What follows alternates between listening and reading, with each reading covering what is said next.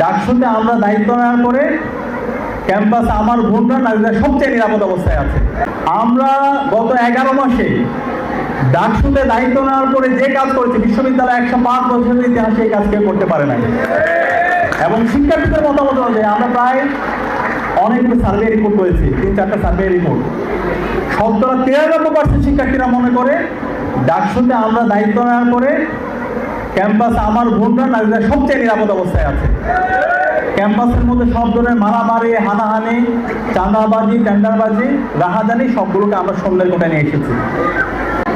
তোমরা জানো ডাকসু নির্বাচন যখন হয়েছে, নির্বাচন করে আজকে 11 মাস আমরা পার করছি। 11 মাসে আমরা প্রমাণ করেছি কিভাবে শিক্ষার্থীদের অধিকার নিশ্চিত করতে হয়।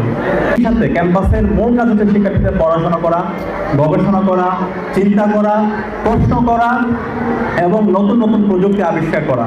ক্ষেত্রে আমাদেরকে যে উচ্চতায় যাওয়া দরকার ছিল, প্রযুক্তিগত জায়গায় আমাদের যেভাবে উৎকর্ষ হওয়ার কথা ছিল সেভাবে আমরা পারি না। কিন্তু আমাদের দেশে যারা শিক্ষার্থীরা আছে তারা অসংখ্য মেধাবী, তাদের সব ধরনের যোগ্যতা আছে। এই শিক্ষার্থী যখন দেশের বাইরে যাচ্ছে, সে যখন অক্সফোর্ডে যাচ্ছে, কেমব্রিজে যাচ্ছে, হাওয়ার্ডে যাচ্ছে, হার্ভার্ডে যাচ্ছে, অথবা অন্য কোনো দেশে কোনো ভালো ইউনিভার্সিটি পড়তে যাচ্ছে দেশের বাইরে, সেখানে সেই সেরাদের সেরা হচ্ছে। কিন্তু এই শিক্ষার্থী যখন দেশে থাকে তখন আমরা তাদেরকে ভালোভাবে প্যাট্রোনাইজ না করার কারণে তাদের থেকে আমরা যে প্রত্যাশা করি, সমাজ যে প্রত্যাশা করে, সে আউটপুট আমরা পাই না।